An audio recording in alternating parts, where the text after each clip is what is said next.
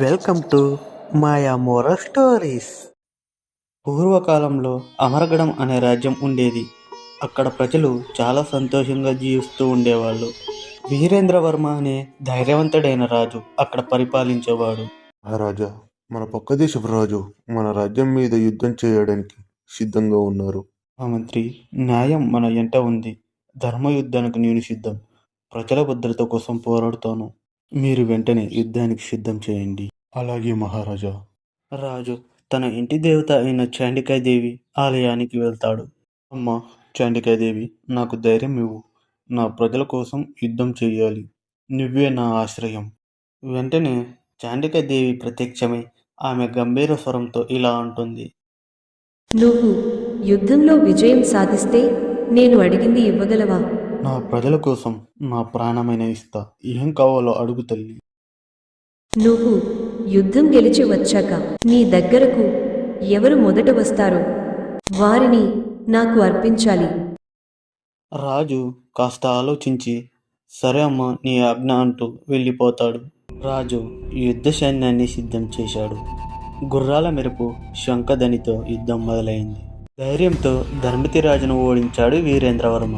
ప్రజల కోసం గెలిచాడు. ధైర్యంతో తన ప్రజల కోసం, తన రాజ్యం కోసం ధర్మతిరాజును ఓడించాడు వీరేంద్రవర్మ. విజయంతో తిరిగొస్తున్న వీరేంద్రవర్మను ప్రజలు ఆనందంగా ఆహ్వానించారు.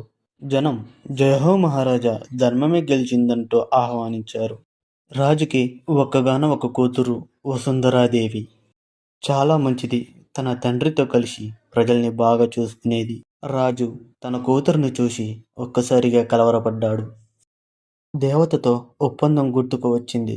కానీ రాజు యుద్ధం గెలిచినా కూడా రాజు ముఖంలో సంతోషం లేదు. నాన్న, ఎందుకు మీరు దిగులుగా ఉన్నారు?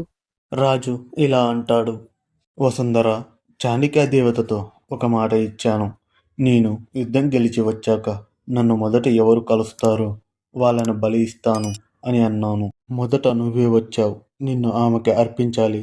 నాన్న, మీరు ధర్మాన్ని కాపాడేందుకు ఒప్పందం చేశారు. నేను ధర్మానికి ధిక్కారించలేను. ధర్మం కోసం బలి అవ్వడమే నా గర్వం.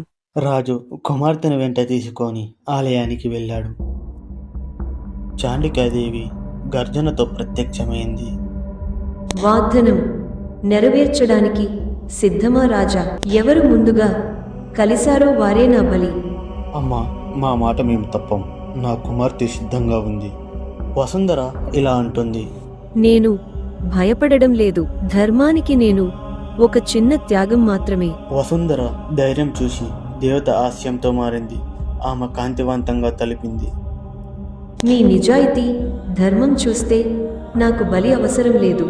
ధర్మాన్ని బలంగా నిలిపిన ఈ తండ్రి కూతుళ్లను నేను ఆశీర్వదిస్తున్నా.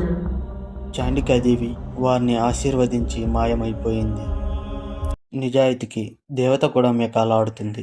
ఇది అమరగఢం కథే, కానీ నీ జీవితంలో కూడా ధర్మమే శాశ్వతం. ధర్మం కోసం నమ్మకం, నిబద్ధత ఉండాలి. అది ఉంటే దేవతలకే మనిషి గొప్పవాడవుతాడు.